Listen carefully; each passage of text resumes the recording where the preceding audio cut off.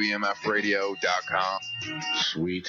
Hey, I'm Pat B. And I'm Adam Willis. And you're listening to the Geek Down here on WEMF Radio. That was smooth. It really was, man. That was good. Got your Barry White on, P? I do. Check it out. Ladies and gentlemen, welcome to another episode of the Geek Down here on WEMF. I am Pat B. In the house, we have a full complement of a-holes tonight. Yeah, man. I'm saying this place is packed to the rafters, sir. All right. I look to the left. My homeboy, he's deaf. All right. He's here. He's queer. Get used to What? Yeah. No, I'm talking, of course, about my boy, Black Adam Willis. Yes, sir. And I've been drinking today, actually. I brought in a bunch for you. I didn't realize you were off the sauce, my friend. I'm sorry. So I had to finish these myself. Hey, you myself. sharing? Oh, see, I was realizing it was the last show we have before Christmas, so I wanted to wish everybody a happy Christmas and everything like that. Bring a few drinks. What do you have? Yeah. We We got some cider. Do you want one? Yeah. You want? All right, here we go. Yeah. We're spinning around. You go Here we go.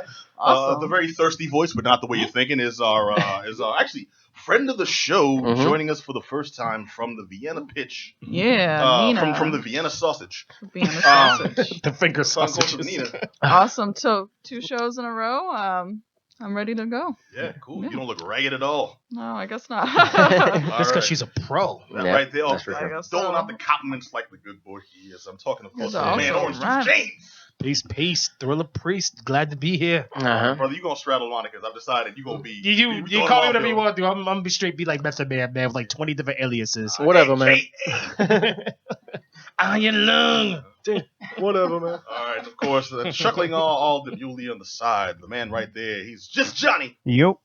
Suspect activity all day. And keeping us sounding crisp and amazing, I look into the booth at DJ Herbie Herb. Hey, guys. So good. Every time. Creepiest one ever. All right, now, I know you jumped us into the show with like why we get the most Boston sounding dude ever. Like, Dover. out in Worcester. Out in Worcester. They got services all over the place. I straight got called out. My Dorchesterness was questioned because I was called out and said, hey, you pronounce both of your R's, so you must be all the education you got because I don't know if you're really from Dorchester. You must have read something Because before in your life. Because you don't usually drop the last R. You don't drop the first R. Because I say Dorchester as opposed to Dorchester. Dorchester, yeah. My feelings was hurt when I got told that, man. Brother, you got to play the card. You be like, nah, that's not how black people talk. What are you trying to say? Excuse See, me, I speak a little differently when I go to Vermont, though, too. Like, I affect a different kind of, you know what I mean, a you have little an accent. affectation? No, a little bit, though. Just very, very, very subtle, you know what I mean? Like, I start, yo, like... why does Adam sound Australian? What's that about? No, I mean it does happen, especially so my. I'm like, oh, you going hunting? Like, it's just it's really like it's sound like Bernie subtle, Sanders. but like if you're close to somebody, you Yeah. catch it. You know what I mean? But you have to know them well to like get it. Foreign people too, because I'm a little foreign. So like when foreign people, especially talk with that broken English, I start talking like them as well. Yeah, exactly, and you have a hard time not to. Eventually, it just happens, and that's just the way it I'm goes. supposed to educate you. Yeah, but you start talking to everybody, and then that's just how it. Well, don't that's make how it fun of comes out. people's natural inflections, man. No. Speaking of Well, education, no, I don't think that's what it is. I think it's just you're just trying No, to. they're trying to learn Just trying to English, fit in. You're trying to and just- I should learn to speak proper. So You need to learn to speak all It's proper, once you like get dictionary. comfortable. Once you get comfortable, I have 3 more of these things, and actually I'll start. saying Well all said. sorts This of man stuff. is drinking on air. Very professional. All right, now let's jump right in news real quick because it's not all happy, man. I want to start off with one that's kind of close to me Uh-huh. because Canadian actor, songwriter, game and talk show host Alan Thicke. Yeah, man. This one really took me back too because I was a big Growing Pains fan growing up, and Alan Thicke was obviously the quintessential like father. Totally. He was like the dad of Mike Seaver, which was like the biggest like a young brash jerk kid that you wanted to be like, but then you wanted a father like him. You know what I mean? Yeah, Like the he stay-at-home was the- dad now with the mom go out and work, and that's how the show was. Well, when you Took got place, right? someone who talk with the inflection like this, and someone's always messing around, it's like, no, they're not messing around. That is an Alan Thicke impression. Yeah. That's who this man was. Yeah. He was the epitome of the corny dad. And it's funny He because invented the technique. yeah, and It's in the dictionary. and I watched Cornball dad. His picture. Cheesing. Yeah. It's all that. Yeah, it's everything. And I actually just watched the episode of How I Met Your Mother with him in it. And then he plays himself because he did that later on in his career. He played himself a lot. Wait, you're right. He did play himself. He did. He played yourself right there, didn't he? But Alan Thicke notorious for playing himself. He played himself in an episode of How I Met Your Mother. He played himself in a bunch of episodes, but that show was horrible. How I Met Your Mother. But Growing Pains, on the other hand, I thought was like one of my favorite shows growing up. It was you know, it was that like really close family, close knit thing. You know what I mean, with the wacky son and the daughter that was straight laced. It was one of the first examples of the wholesome sitcom after the '70s extra cornball ones that took it to extremes. Yeah. Like, okay, we talked about Brady Bunch not too long ago. Brady Bunch was one of the perfect examples of this impossible family who comes together and everyone's all extra happy and everything's all extra cornball, and it kind of gave a negative connotation to right, but where I didn't think Alan Thicke ever bordered that. Ironically enough, I think what answered that, though, what geared it to a different direction was with shows like All in the Family. Yeah. Or the Jeffersons, those family shows that were a little more realistic. And perhaps that was a little too real for America. That they went this opposite direction with Growing Pains. Yeah. Or Step by Step or these other shows. But I think Alan Thicke, even after the show, you know what I mean, whether he was like the wholesome father, he was always the wholesome father guy. He always I think he died as still the quintessential Canadian father figure, you know what I mean? So it's just like if you live Michael your Gross? if you lived your career, Johnson, please. If you had your career, you know what I mean, and that is your image, then you've done well, sir. You know what I mean? So it's like that's it. Well, you know here's what I one mean? thing that really surprised me. Outside of those roles, he also wrote a lot of theme songs for like shows. Well, I remember him pawning family shows. Like 70s music CDs too at one point for an infomercial. I was like, but it made me buy him. I was like, I want to buy like all those Dion CDs.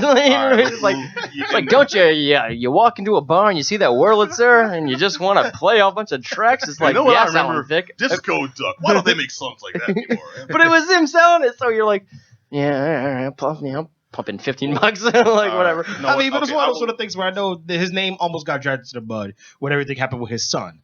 With Robin Thicke and the whole Marvin Gaye and all that sort of stuff. I know they're trying to tag him and see what his situation is, especially because he used to produce music as well. So I remember they were trying to drag his name in the mud, and he handled that very well. Just kind of gave the stiff arm. I almost forgot about Robin Thicke and the whole thing of this. I guess maybe that's I don't know. Well, I mean, don't let the son's particular turmoil now overshadow the father's legacy. Right. Alan Thicke did a lot of good stuff, and I mean, besides the theme songs, besides the TV role, game show hosting. Yeah, like, this dude became a face. Even most recently on Tosh.0, he was on what was it? The Crystal Light Dancers. Like that became like one of the first, he did a lot of stuff, memes. man. He really did. He did a lot of things afterwards. Mm-hmm. But it was all basically like the Alan Thicke stuff, and he really bought into like being like the Alan Thicke type. Yeah. Even though it was like, how can I cash in on my own self, basically? You know what I mean? It was like that's what was that was it. I dug the hell out of that. And once you age, you have to have that sense of humor. Mm-hmm. You know what I mean? It's like if you don't, like, it's like you're just gonna burn out.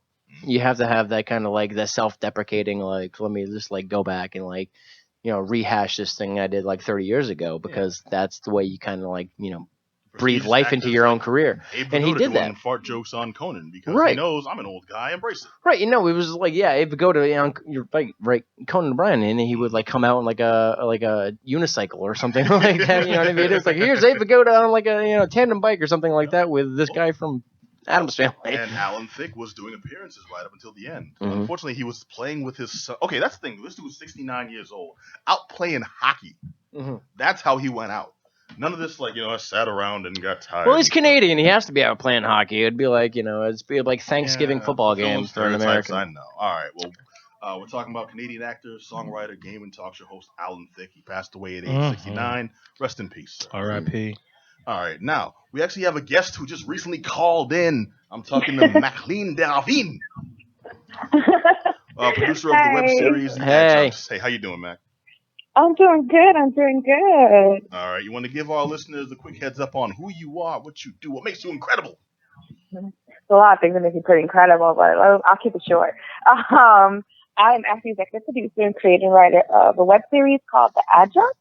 And it's about like the daily struggles of low income college professors who are part-time. Anyone at a dead-end job or career can actually relate to it by watching the web series. It's currently on YouTube. We're on our 9th episode, and the season finale actually airs this week. I am actually from Boston as well. Met Pat in high school and ran into him in college as he told me he's going to just think about dropping out. Don't let her know that. Everyone knows I'm an old fogey. Don't associate yourself with the likes of me. Yeah, right. So a little bit about me. All right, so yeah, MacLean and I were sharing Geritol one day when we discussed the web series. No, actually, you were a longtime writer, producer, and you said this series is actually coming up on the season finale. So yes. We aired back in October on the 21st, and then we released an episode once a week on YouTube. So if anyone wants to catch the web series, just go on youtube.com/MacEscapeHatch, or just look up the Adjuncts on YouTube, and there's plenty of videos. You can subscribe and watch pretty much all the episodes by Wednesday and just kind of binge watch it through the holidays. And pretty good series. I think everyone will enjoy it. Yeah. I like how you kind of worked in there too. Yeah, so perfect thing to, marathon over the holiday season. Wink, wink. Yeah. Well, that's it too. I mean, that's how everybody consumes a lot of culture now, is like all at once, opposed to like waiting it out. So how do you feel like your company, or your show in particular, like does it thrive on that? You know what I mean? Like knowing that like everyone consumes everything like really quickly, and you come with cliffhangers in the administration. Right. Right. Well, the thing is, it's like it's okay, but it's like kind of a downer at the same time, because initially, like everyone I guess I knew was watching it, and then everyone just stopped and goes, "Oh, I was watching till the end." I'm like, no, but that doesn't really help me. But okay, and doesn't mean like, it's done, right? Yeah. It's like, but you're not going to watch it every week? No, I'll just watch it. When it comes out at the end, I'll binge watch it. I'm like, really? So I didn't have to sit there and plan everything else. It was going to be like this. Right, and something dependent on hit counts is probably not the. So it definitely affects ratings, right? Right.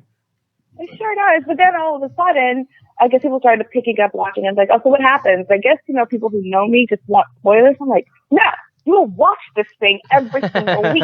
Yeah.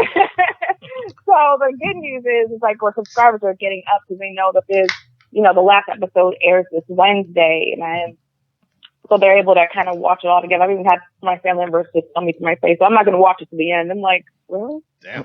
Wow. All right. Well, kind of cold-blooded. Yeah. All over the holidays too? Are you serious? It's like Merry Christmas. Judas. Yeah, for real. Well, those people are not going to get gifts. Yeah, for real. But forget you. Good thing I kept the receipt, motherfucker. All right, so I can't help but notice you also kind of glossed over the fact that you shamelessly exploited your level of fame to push and market this. Don't make it seem like we didn't hear that. Yeah.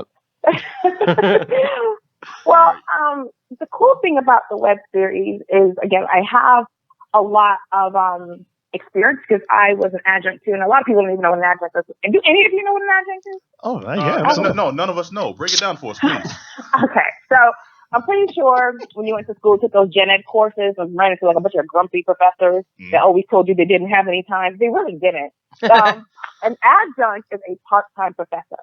So usually, they get paid literally half the amount of money that a regular professor gets paid, and does the same exact job. Mm-hmm. Minus the tenure, minus the office, minus the benefits, minus the respect. Pretty much minus everything. And then you're not even called a professor, you're just an adjunct. Like, that's the label. And so the idea came when I was in graduate school. A co-worker of mine was sitting in the car, literally talking about, let's go and get something to eat. Let's go to our favorite restaurant. I'm like, $1 menu. That's all we can afford. So pause. Right now, I'm envisioning y'all two coming up with this idea while discussing Royale with cheese like in Pulp Fiction. Literally, because it was such a joke. It was such a joke. And one of my coworkers complained, the reason why we're unhealthy is because we can't afford to eat regular food. I was like, so what are we, really? Regular food?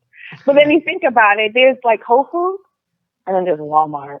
Man, and the adjuncts will be at Walmart because you get paid so little money. And so I was just like, well, I think I can knock this up. Plus, I needed to get out of grad school. So I was like, let me think of a project that'll amuse my professor that's going to say, you know what, she should pass and graduate.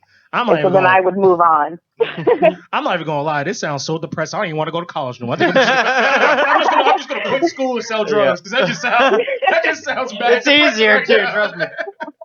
Just be nice to the professors, because more than likely about 70% of the professors at colleges are adjuncts because it's cheaper to hire part-timers and full-timers. That's which true. is insane to me. It's not like colleges make any money anymore, right? With charging like $40,000 per student. More like 60. You know, You're like, where does the money go? Where does the money go? Actually, that's an actual question. Where does the money go? So they're not paying you. So it doesn't go to the professors. I'll tell you that much. Right. All right. So let me ask, as just an ignorant pleb who has not watched the entire series, because I'm waiting for the last day. What? No. Legit question. Okay. So what kind of tidbits and information is the show going to bring to folks who are actually interested in knowing, the inside information there? Well, the cool thing about the show is, again, it's written from an adjunct perspective. So immediately, the first couple of episodes, you kind of get to understand what their lifestyles are like. Like, simple, funny things like how professors feel about Rate My Professor, things like when they get their first paycheck, how even classes get dispersed, like how the schedule and stuff works out. You get that tidbit. And midway through the season, look, I'm giving spoilers, there's something that happens. It's a full-time job that gets posted, and they all kind of start fighting over it. So this Wednesday, the season finale, you see how it all kind of just comes together. And there's also little small tidbits there, teachers messing around with students, gotta slip that in there. What happens when employee and employee mess around. Hey now. Ooh, saucy. Yeah, for real. Hey now. Ooh, it's getting hot. I got a visitor. Should have said that at the start. Gonna watch it now. You also get to see how the bosses are impacted by it. You see full-time professors, how because it's not everybody gets tenured either. That's a whole other struggle. Just because you make it to the professor level, it's like it takes time for you to get tenured. Oh, yeah, for sure. We talk about in this series as well, like what happens when someone gets tenured. How people who are tenured, I feel like people who are tenured professors may not like me too much, just because I've had more beef with tenured professors than anybody else. Absolutely. That's so just they're the way it probably goes. like, why does she portray us like this? Because it's the truth. But no shade, though. Congratulations on your permanent job. With benefits. It's job security. You can't afford it. Don't worry, I have tenure. All right. So for our listeners who want to tune in this Wednesday and find out if the car falling off the cliff did make it, if the cats hanging off the bridge did manage to pull them up, and whose baby it really is, where can they go to check out the adjuncts?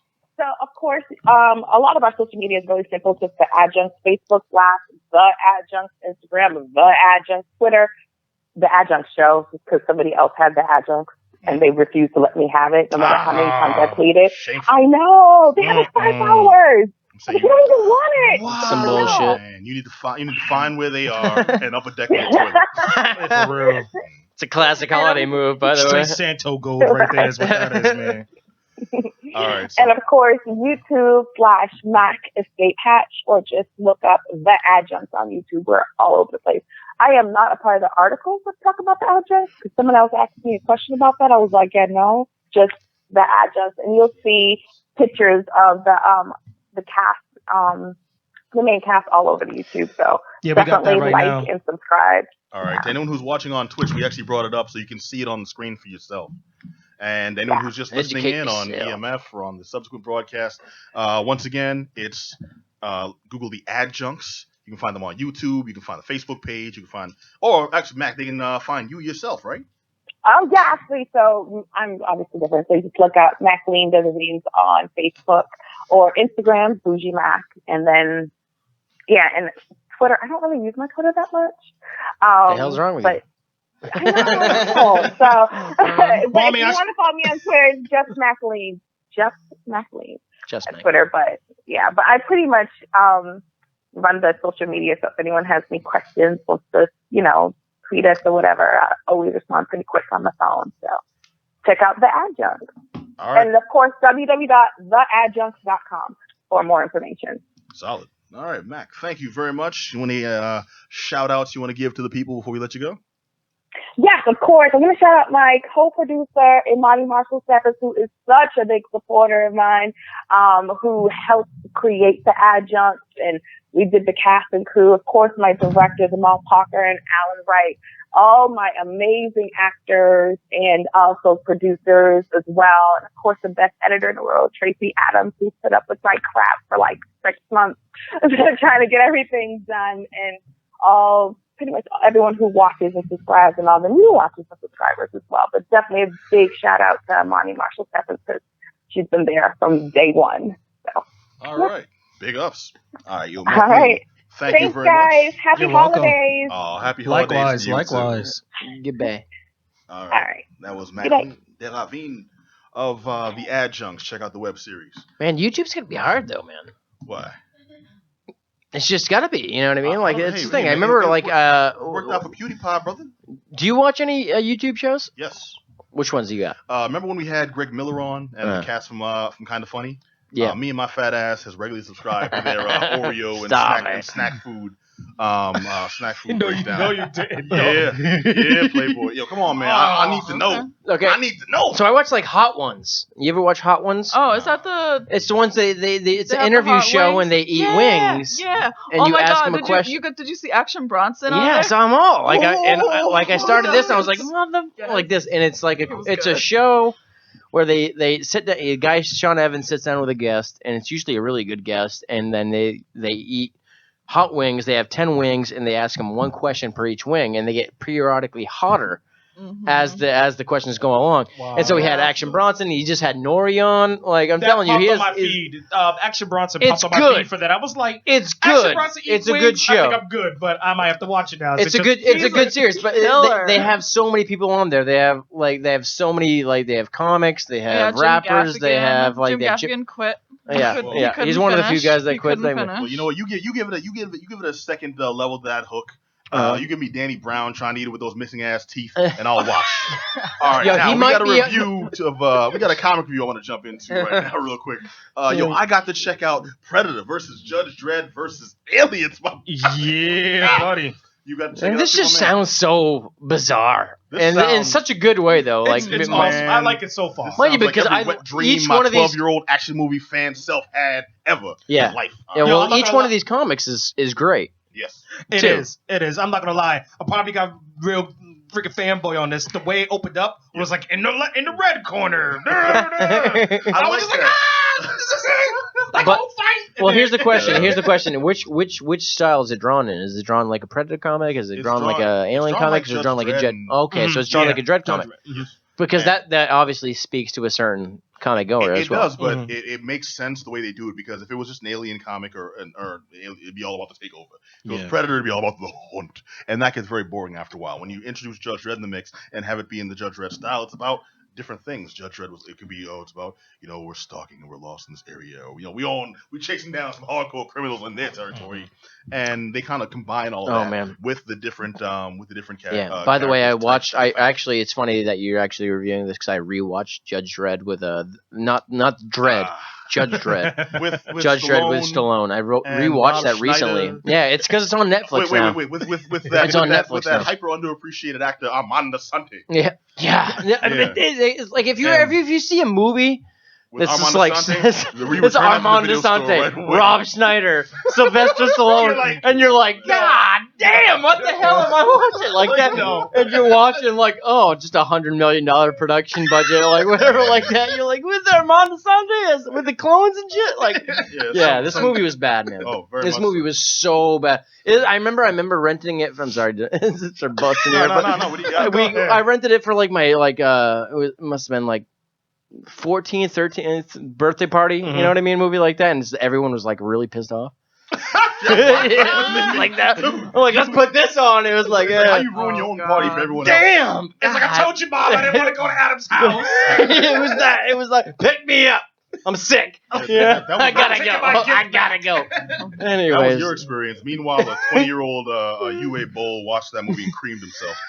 All right, we're talking about Predator versus Judge Dredd versus Aliens, new comic series from Dark Horse. Dude, I love this thing so much. And mind you, that's not just the action movie fan that like the pictures. That like Predator the movie. That like that like Dredd the movie with Carl Urban before Johnny jumps on me over here.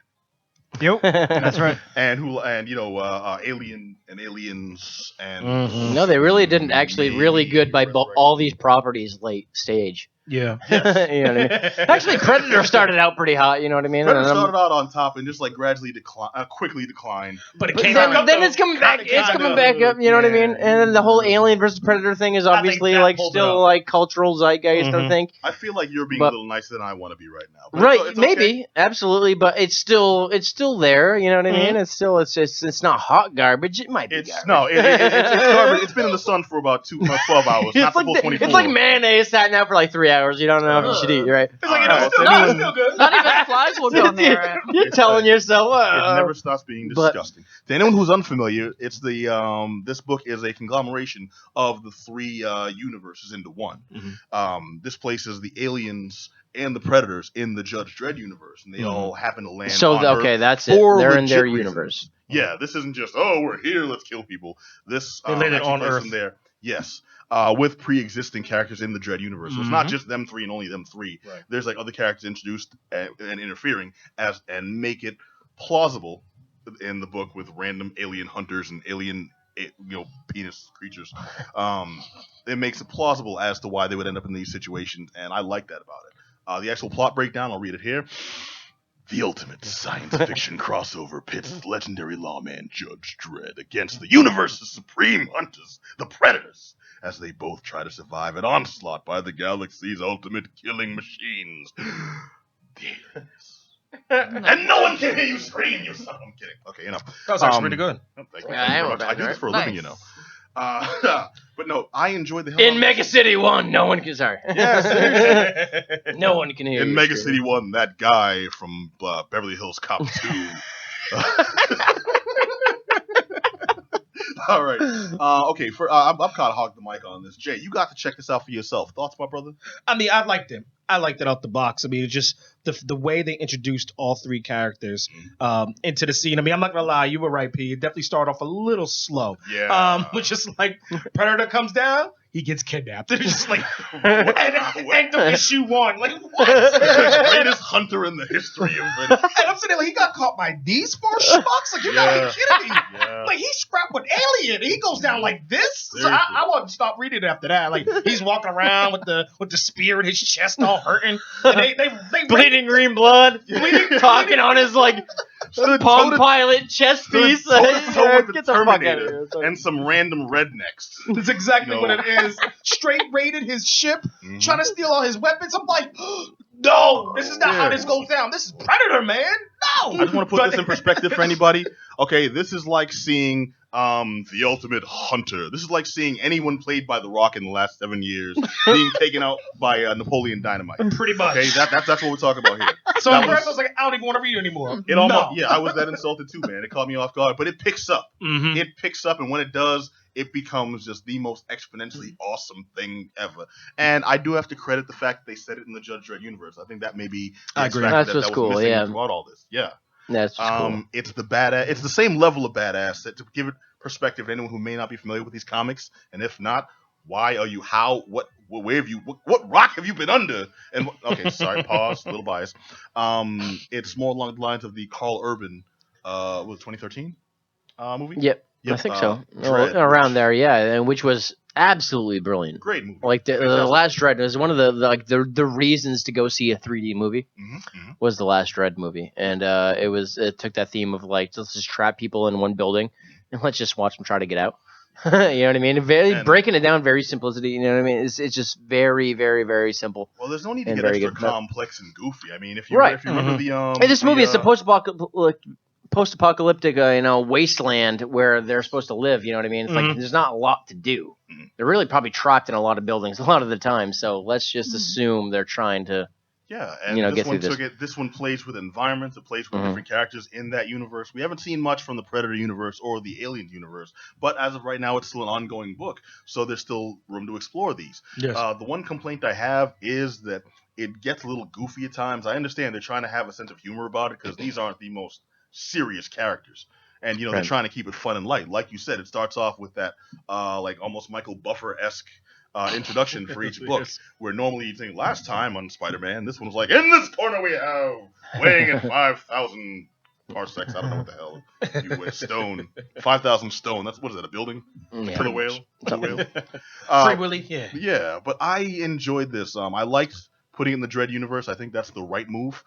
It's written by John Layman, art by Chris Mooneyham, who pretty much nails the Dredd style. I haven't seen a Judge Dredd book in years. But it's a lot and of this took me close-ups right too. back. You know what I mean? Like Mhm. at least for the Dredd stuff. Yeah, Is but it a that- lot of like that? You know?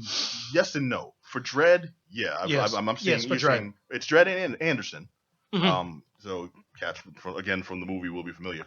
But the Predator, I haven't seen many close-ups. I don't think they're going for like the extreme detail They're on not, the jowls they're and not. stuff. But that's good. I don't want them to force anything. Right. I want this all Okay. to feel as natural as possible, and so far it has.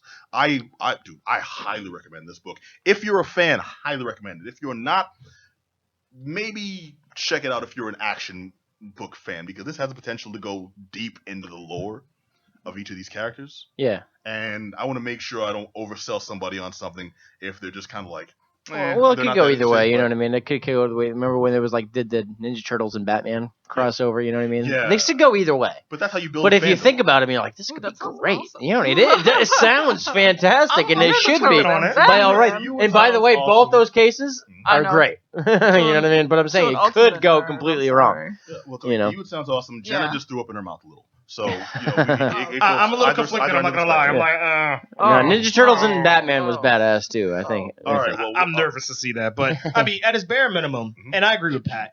Check it out. If it's bare minimum, if you at all liked Alien vs Predator, to throw Dredd in the mix of it, it's gonna be awesome. Just go check it out. If at all you liked Alien vs Predator, that right there is consensus, y'all. Yep. AVP. I just like that Dredd line. JDVA. What? Damn it! Check out the damn book. What's that? What's that Dredd line too? He's like, wait. He's like, oh, ECT. Judge Dredd. We just waited all this long, and you said, wait. That's what you said? Yeah. No, wait. For her to shoot you. She just blasts. Yeah, that's what. Oh, The movie's no, great, it's, dude. It's good The movie's stuff. good. It's Alien. It's Predator versus Judge Dredd versus Aliens.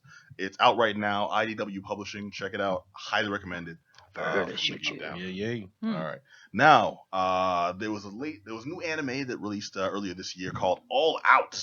With two And- explanation points. Two explanations. That's not just one, but two. Nina, you Two. have the inside stuff when you lay it on us, please. All right, so watch 2 episodes, and I'm very sorry I can't watch the rest. I was trying to. I give this 3 You stars. got 2. That's quite a bit. It didn't bomb ultimately, but wasn't my favorite. So basically, the anime is a sports anime. I feel like sports anime has been really like popular lately. We see like the volleyball anime coming out, Haikyuu. There's Free. There's Yuri on Ice. There's volleyball anime? Yes. Yeah. It's tons of Wow. soccer. Wait. Break that one down for me. Is that the one where they attack with their butts?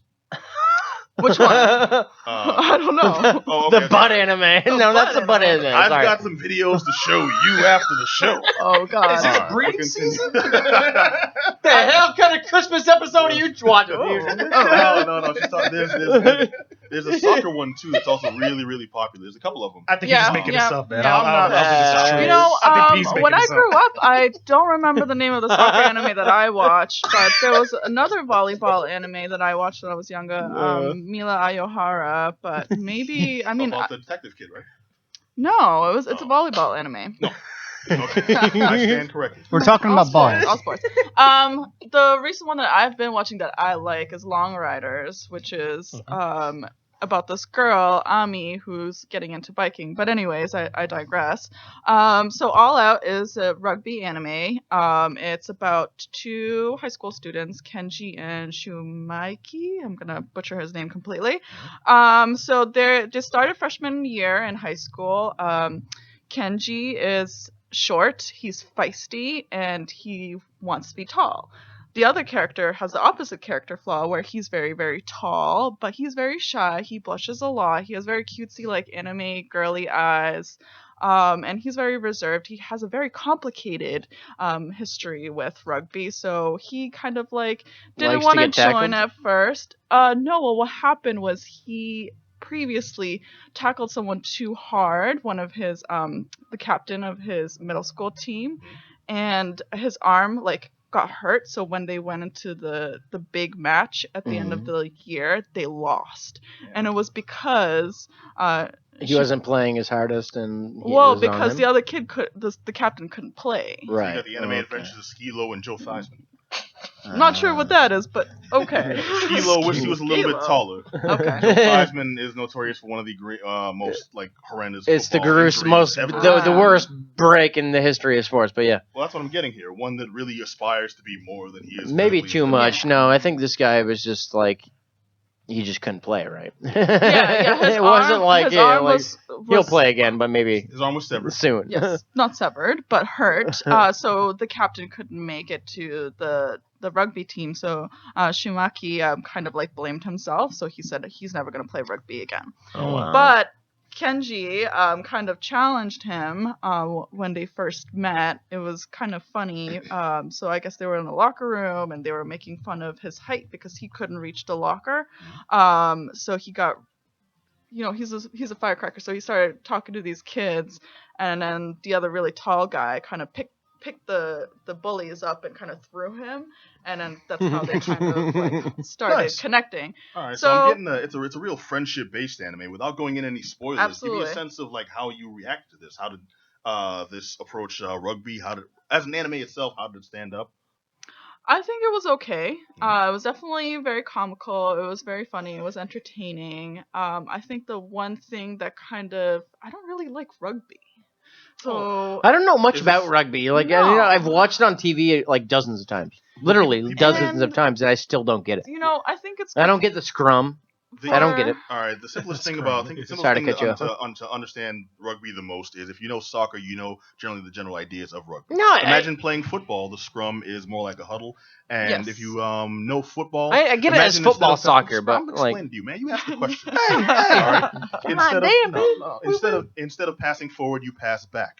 Yep. In rugby, you run, you get taken out, but you can continuously pass. Your teammates are behind you. So what's the scrum about? Hey, man, we cutting into Nina's preview, man. Man. I'm trying to figure out what's going on there, a little bit. Brother, we are talking about an anime about rugby. I think you've had one too many of those ciders, man. Don't be coming at me. You too, buddy. No. All right, but Nina, we are cutting into your time. I do apologize. Okay. Give us your impressions. So I think it's really good for the anime fangirl who likes muscular high school guys. It's cheesecake.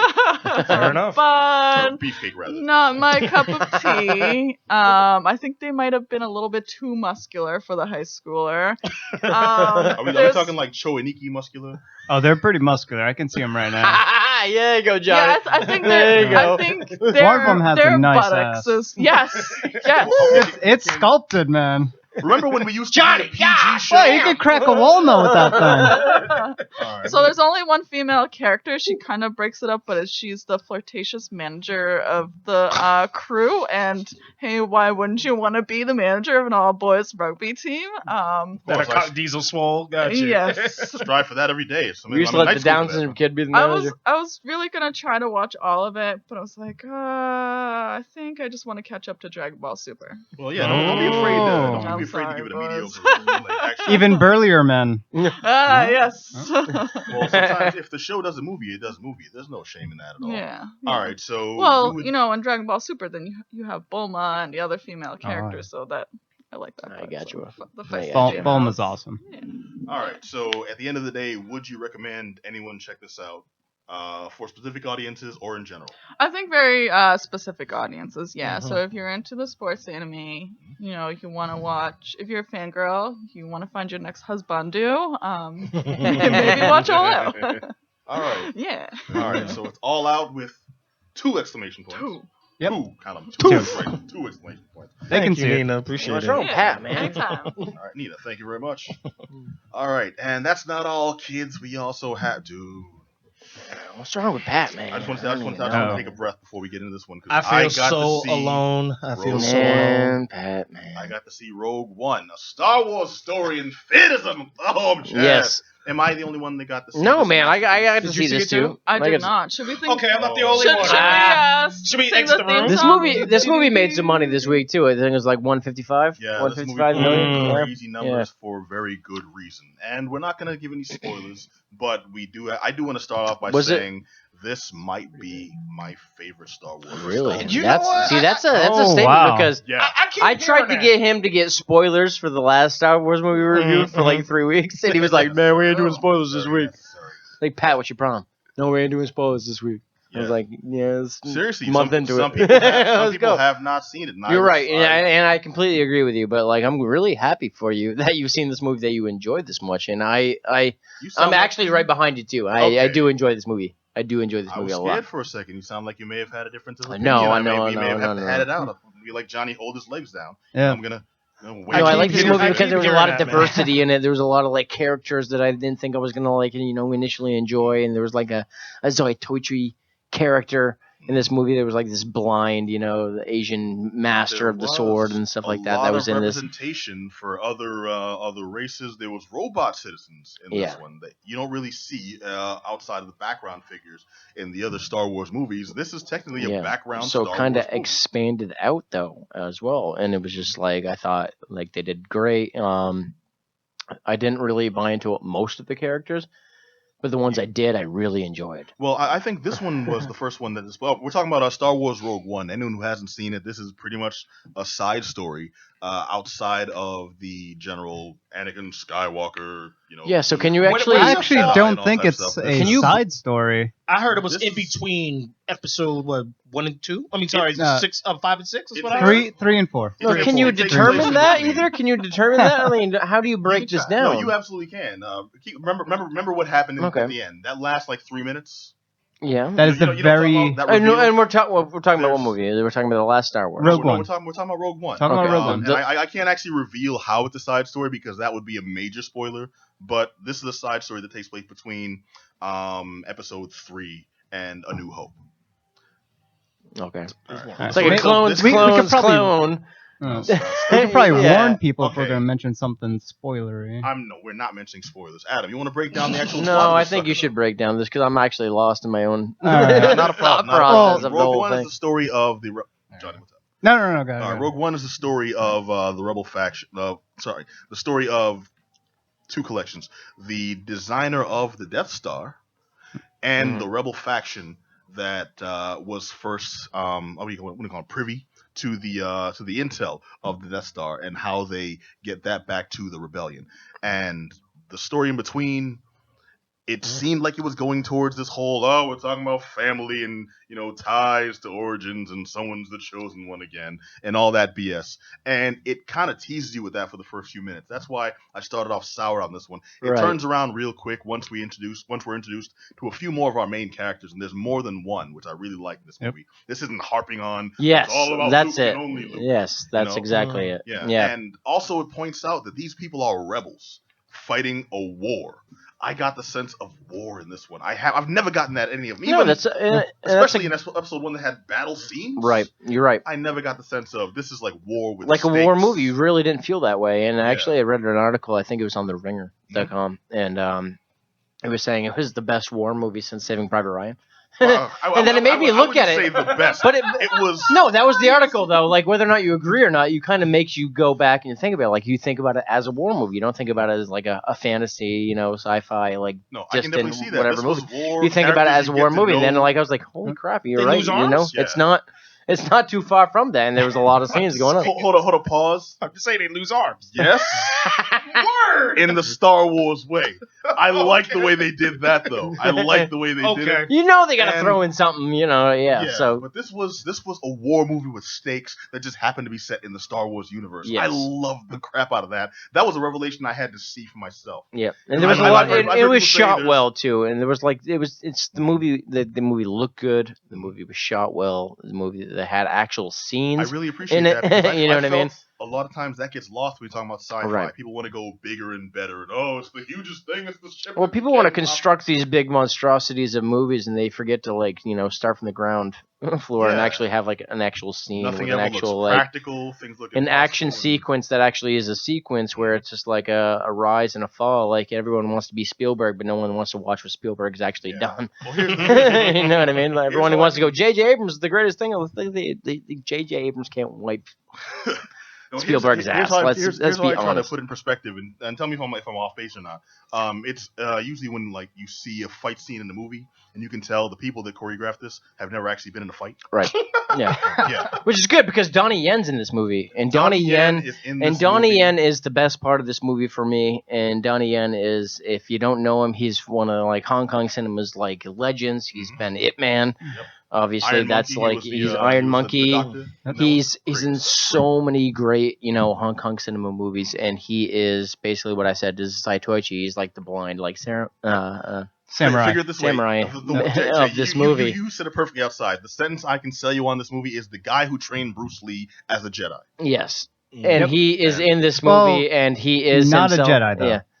But Man, he is he's a the guardian. master. He's a badass, So those and of that's us all who you need. aren't intimately familiar with the Star Wars lore as just Johnny, he's a guardian. He is not a Force user, so therefore he is not a Jedi. But he's a Force believer, so he's close enough. But he's blind and he kills everybody, so that's all you need from me. Yeah. You know what I mean? Like, All right, sorry, well, that's Johnny, all you get. you've been pretty silent here while we've been gushing. Yeah, I hell, might Johnny. need to Yeah, wipe down my chair. Go ahead. What do you think about this stuff? I wouldn't call this a side story, as I'd rather say that Rogue One it basically changes Episode 4. It changes the New Hope.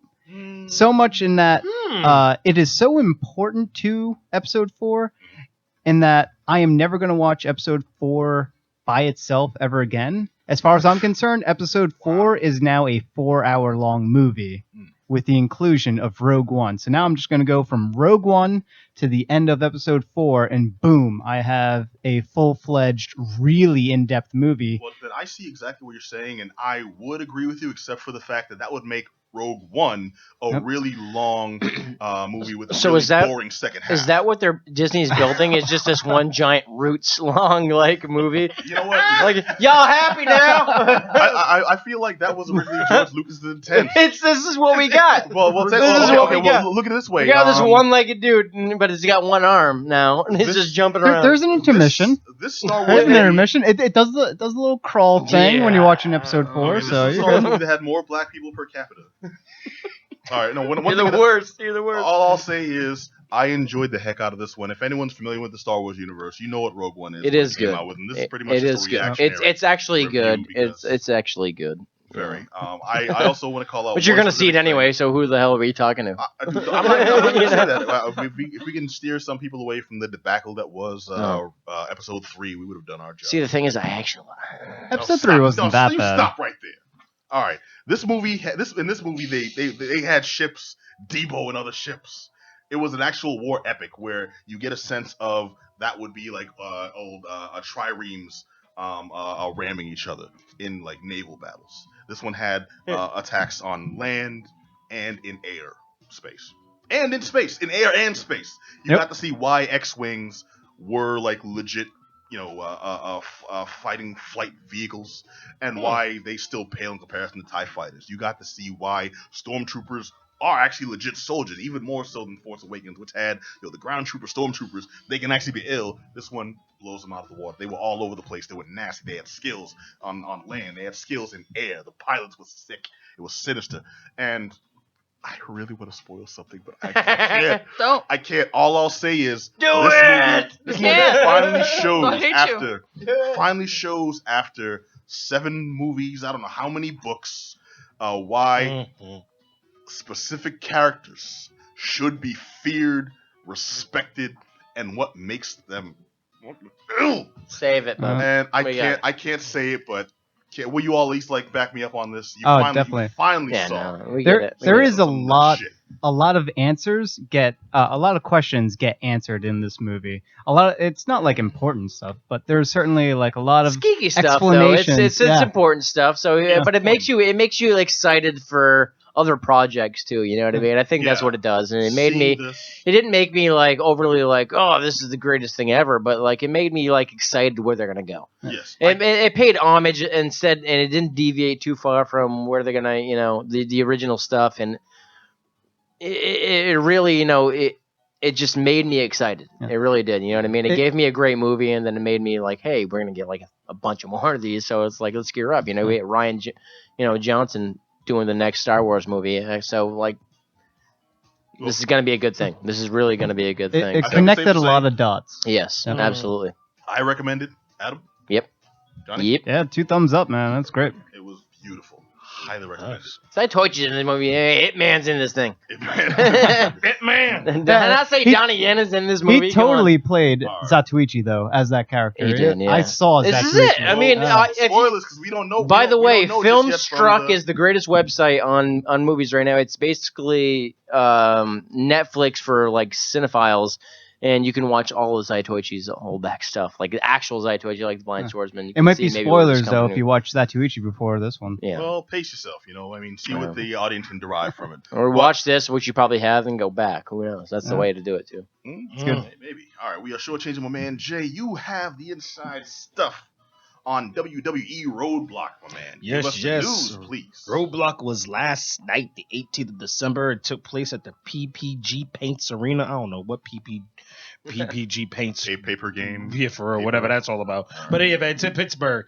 I mean, overall, the way this whole pay-per-view started out, it was just your basic. I mean, if you are what we call a smark, a guy who's a fan, a guy or girl Nasty. Hold on. who's a fan who understands the background of the business and understand how the stories are written and how the script goes. This was pretty much textbook. You understood and had a pretty good idea who was going to win, who was going to lose.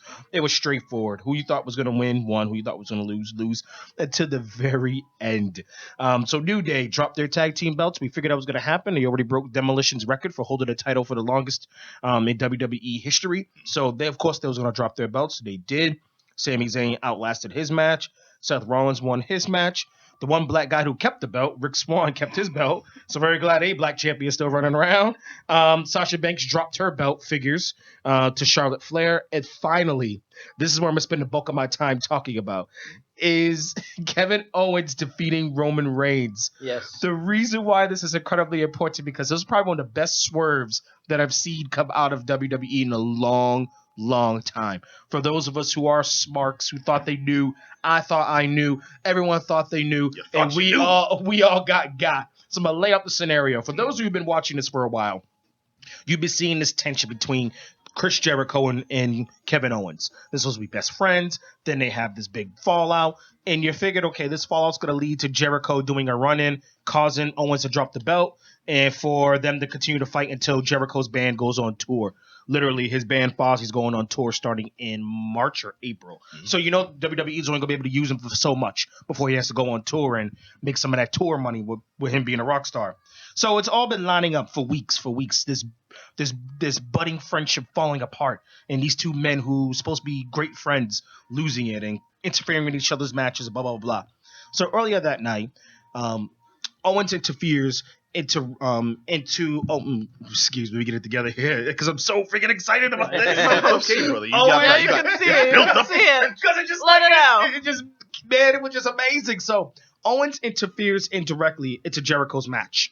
And then Owens makes this passionate plea to Jericho. I'm so sorry. You're my best friend, man. I'm sorry. I didn't mean to cause you this match, blah, blah, blah. He's like outside his door, like one of those teenage boys. Like, baby, I'm holding sorry. Holding up the boombox and everything. Like, yeah. Pretty much. If he had a boombox, he'd be holding it up. Talk about please, baby, please, baby, please, Don't please, you. please. It really was. It was just like, dude, you look so weak. So he's outside of Jericho's door, just begging him, I'm sorry, Bo, you're my boy, man, I'm sorry. If you won't be that way, then be that way. And he storms off.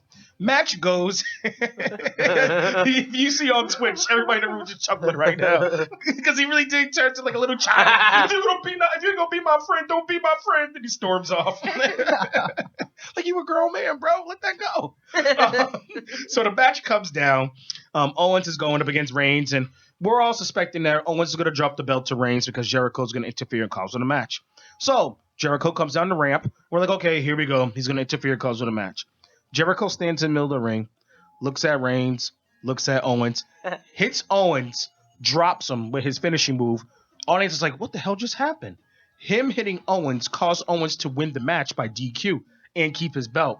So Owens jumps up, and it looked like they're about to start fighting, and then they embrace and hug, and the audience just loses it. Like, I saw the stills. I didn't understand what that was. It was just like, this was like literally months of them having this angry feud and everyone planning down a line. Okay, next pay-per-view they'll fight, then they'll fight at WrestleMania, then Jericho would take off and do his Fozzy thing. No, that was a huge swerve for them to embrace. and everyone's just like, "Oh my god, did not see this coming," because it was just which is something the WWE hasn't done it in a long time. It's been a long time. People, yeah. It's been a long time for them to surprise. The surprise. When's the last time you think you ever actually sat there and watched something and been like, "Holy crap"? Probably the Brandon Keenan and Killer and Gorilla Monsoon. Both appeared on Double Dare, and oh wait, that's not what we're talking about. But exactly, you know what I mean? It's like the only time I ever got excited with WWE recently is by just the action alone. So for those of you who went onto our Facebook website, check us out, Geek Down on Facebook. You'll see some of the things I put up there with the finishing moves for what you saw the last pay-per-view. So those are the things I've been excited about, is seeing the actual performance of the wrestlers in terms of their physical capabilities. But in terms of storylines, it's like, okay, this is textbook. I know what it is. I'm a fan for being a fan, but it's one of those sort of things that you know it, you know it. So like you live through it, you know it's coming, yeah. Exactly. So this is the first time in a long time that I was just taken aback by an actual story. That's nice, though. That's where they get you. That's where they get you, yeah. Like a kid, yes, this is why I watch it. This is why I own stock in this company. This is why I keep making me money because my stock's going up. This is awesome. And I was just like, yeah, you got to think how many kids watch that and we're like, goddamn, yeah. Exactly. Yeah. Especially with a little piece of news, because I got a couple minutes left. Especially when Kevin Owens got in trouble very recently when a kid was like, Roman Reigns t-shirt and Roman Reigns baseball cap at a live event.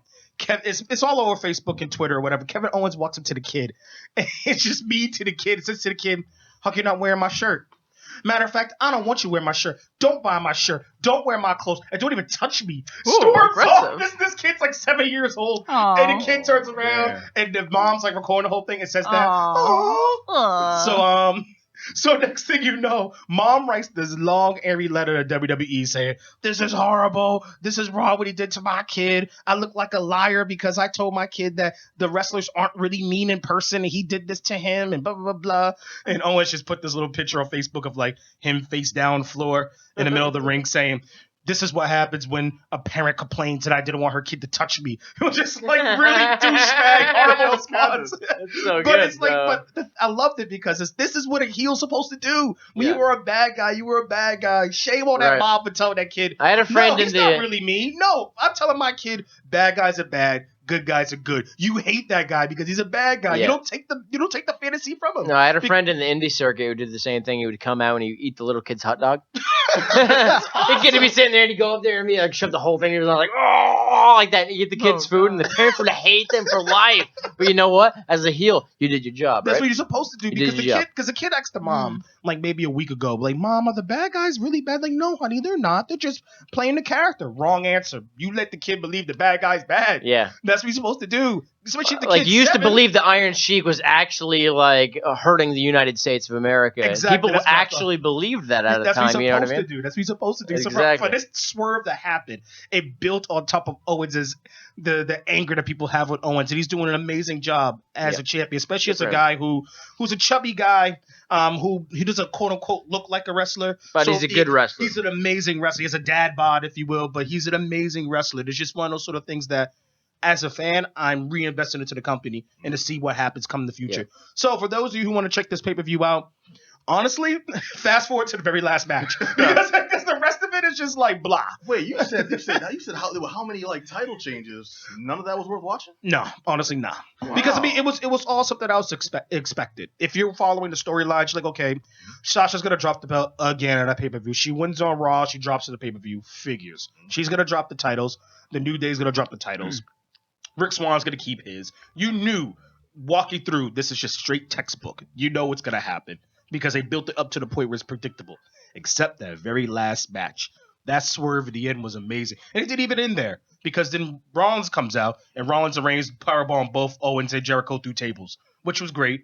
It's a typical way to end the show, but it's great to see these two guys who supposedly were best friends, had beef, come back together to fight these two other guys who swerved everybody thinking they had beef. So it was really good. So overall, from a storytelling perspective, that last match, just watch that last match. It's all over YouTube now. Check it out. That's what made it. All right. That's what made it for me. Thank you very much, brother.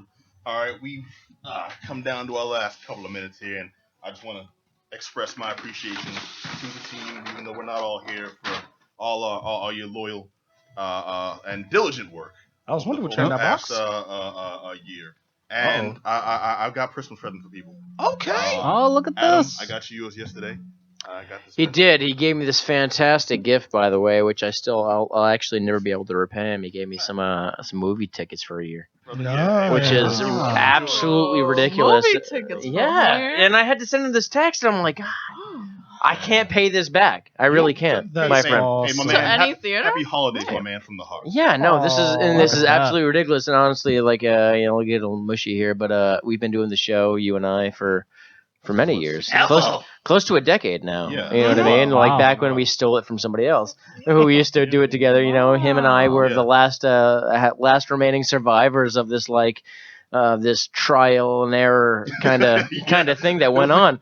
But we kind of stuck, and honestly, you've been a great friend the whole time, and I'm really thankful to keep going this route with you. But Merry Christmas to you, brother. Absolutely. I appreciate pulling that. at your That's from the heartstrings. Yeah, absolutely. Dude, honestly, it has been an absolute pleasure. There's no one I'd rather do a show with. For sure. I Thank say you. this with my oldest lifelong friends in the room. Exactly. There's no one Yeah. I'd rather do a show Who? with. I don't even know. I don't even know. I appreciate you too, brother. But yo, my man. All right. course. It's kind, my brother. It's good to Mad see you. respect. Thank You you. have no idea. Absolutely. All right. And not to be neglected, I do look across the table at you, my man. One of my oldest friends and one of my brothers in geekdom. And I thought you, of all people, could appreciate a Black Panther pop figure. Oh, Yes. look at that. Thank you Yeah. very, very much. Hold up Get to that the on Twitch camera. there. I can There get you go. You got closer. that? Just to represent, because I know one of the things you feel, and also you one of these extra pro black dudes that appreciate your culture and stuff. Absolutely. So I thought that Thank one might be you very, appropriate. very much. I And really also, appreciate I it. hope Stormtrooper it fits. Black Panther. Also, we had a thing a while back in appreciation of our black culture, and we went out of our way to find representations of such, including like Negro League jerseys, which we rocked for a while. And in the spirit of that, again, I said I hope it fits. This is the largest size I could find. I got a big I went and head. found Yeah. a proper replica Negro League's ball cap as well. Wow. That's it, man. That's wow. it. Thank you very, very much, P. It means a lot to me. I mean, I definitely appreciate you inviting me on the show. I remember when I came through, back when you would add them back over at Unregular Radio, and that was a train wreck. But I loved the whole thing was shady from the get-go, but I absolutely loved it. But you had to do the show. Yes, and you had to do the show. I had to. It was a blessing for y'all to call me up and be like, "Hey, man, you have something to offer here," and you were dead serious with it, and I greatly appreciate it, man. This is such a great outlet for me, to the point I brag about this at work. I got a couple of people who probably tuning in now who are like, "Yeah, how can I catch it?" And they're like, "Well, I'll just catch the podcast, man. Come on, let's do it live." But it's all good though. Either way, I'm just happy. I brag about this show, and I absolutely love it. Good. Thank you, gentlemen. I really appreciate being a part of this. Thank you for one to be a part of it. You know what I'm saying? You do a lot of good work here, and I don't know if I say that enough, but I want to make sure you know that your efforts are appreciated, man. Thank you, especially coming through in the clutch. So many weeks in a row. So many weeks in a row. This man has a wife and children. And he's like, you know what? I got to go talk about geek stuff. I'm sorry. I'll get groceries tomorrow. And if I remember, you're also doing a PhD. Yes, so. I am. And he is. This is one of the best guys I know. Yep. That's why he has a big head. I don't drop enough respect. I'll take that. It's true. That man right there is another one of the most hardworking men here at WEMF and with the Geek Down, who's been pulling not even double duty, man. You've come through every show now. Yep. And become the proper video manager of the Geek Down, making sure we're on Twitch every week, making sure that goes out live and properly represented. Yeah, very unsung role of making sure we sound and look good. Obviously, Herb's here doing that as well, but it's just like making sure we're pulled up, and you don't get enough credit, Johnny, but. Thank you so much, my friend. It's only because I feel safer with the computer around. And that's exactly it, I think, to be honest. Well, one thing we've also discovered this year is we've gotten to know two sides of Johnny. When outside of this environment, I'm this dude as just the consummate, spike and leather wearing, what would you call yourself exactly? It's not exactly punk. Oh, all right. So maybe punk, but I don't like to go by labels, but yeah, punk. Punk. I like punk. Right. Yeah, there's nothing more punk than saying, please, you won't label me as punk. There's nothing more punk than wanting to be not punk. But either way, we've also got to know two sides. Like I said, you came in one day dressed in like the most professional button down.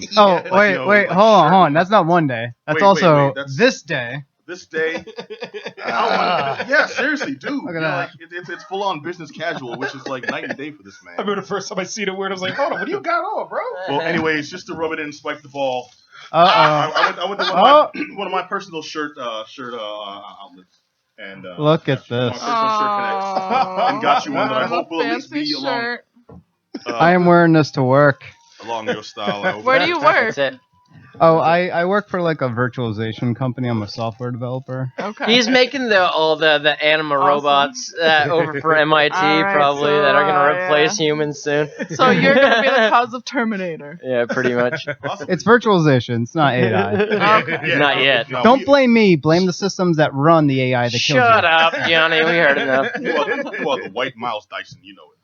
All right, and not to be outdone and not to go too deep into that realm, I want to make sure you and your preferred series are properly represented. Oh I know yeah. you dig on Metroid. Oh That's yeah. awesome. We have a Metroid T-shirt over here. I'm opening this up right now. Yeah, you got it, You man. got to. And basically, I just wanted to let you all know that I appreciate y'all being a part of the Geek Down, and I appreciate getting to do the show. I'm not getting to do the show with this man every week. Yeah, Mhm. absolutely. Yeah, And we and appreciate our friends. Yeah, thank you. Everyone who comes this along, is a very yeah. sweet moment. It really this is. is Wow. actually, I wasn't expecting this, but yeah, Neither did I. no, Aw. P, I really do appreciate you, my friend. I really, Absolutely. Thank you, you going out of the way. Obviously, you put together a great show every week, and you don't get any credit for it. You know what I mean? But you're the reason this thing keeps going. So, thank you, brother. Come on, Misty. Hey, man. You're our fearless All right. leader, man. That's all I got to say tonight. But You're our fearless leader, man. You put all the work in terms of getting the news stories and the whole 9 yards, man. You map out the shows. I mean, Yep. you're an unsung hero, man. Thank you for all That's the it. work you put in. There's a lot of stuff going on behind the scenes that Pat takes care of, and he gets wheels in motion, sets up things ahead of time. People call in. It's because of Pat. Like it's as they said, like Pat does a lot of stuff behind the scenes, as well as being one of the main voices here for the show itself. And he Very does a great smooth job, voice. both hell, Pat, man. live and not live. Damn, man. All right. We gotta give him a round of applause. I'm incredible. Apparently. Thank you. Also, he gets us boozed up so that we can praise him so much. All right, the booze was all Adam tonight. Oh, it was thank you very much Adam. to this gentleman. Yeah, no, I can't take All right. credit for that. This was our send off. We won't be doing a Geek Down next week. So this is the last show of 2016. We will join you all Ooh. again first week of 2017. And good God, man, I want to remind you all you were listening to the Geek Down here. Well, first of all, DJ Herbie Herb, we'll be looking all sad in the booth. We didn't forget Yeah. you, man. Let's get This Herb man in keeps there. sounding amazing. All right, I'm pulling him up on camera. Sexy and delicious every week. Whew. We thank you and appreciate your efforts, sir. Oh, they go Herbie Herb. Absolutely. Mhm. Look at the camera swerve. The Herb That's the guy Master. right there. That's those sexy tones you hear every week from off screen. Come on, show your face. Look Look up, look up. Yeah. All right. Oh, come Like his on. A little shy in the background. It's all good. It's all good. All right. And of course we have our unsung heroes that don't really get much mention, don't really get much time. And I look across the room to one in the background there. Give her a quick wave. Jenna Scandone, our marketing expert in house. And of course, there's also you lovely people who watch us every week, keep us, I don't know, badass and respectful. Yes, You know, yes. despite our horrible reputation in the streets. All right, and of course, damn, I'm trying to go out. I'm trying not to tear up here, first of all, because y'all, man. Do it. It's okay. Truth, man. Let's go ahead, man. All I can say is it's been the Geek Down here on WEMF for another year. Not the best year, unfortunately. We lost a lot of awesome people, but we also had a lot of awesome times. We cranked some tunes, did some stuff. It was a rocking good time, and hopefully we'll continue it on a 2017 and in the future. All right. I want to thank you all for watching, listening, patronizing, all that good stuff. And mind you can check us out every Monday night, except for next week, but every other Monday night right here on WEMFradio.com. And also hit us up on Facebook, hit us up on Twitter, on YouTube, iTunes. If you Google the Geek Down, you can find us. We pop up right there. SoundCloud, good stuff, good places, all that. Twitch. And on Twitch, of course. You were hopefully watching us on twitch.tv/The Geek Down tonight. If you weren't, you can actually see these pretty faces that you're hearing to go along with those horrible, horrible voices. We will catch you all in 2017. Until then, I want to remind you all, be excellent to each other. Peace.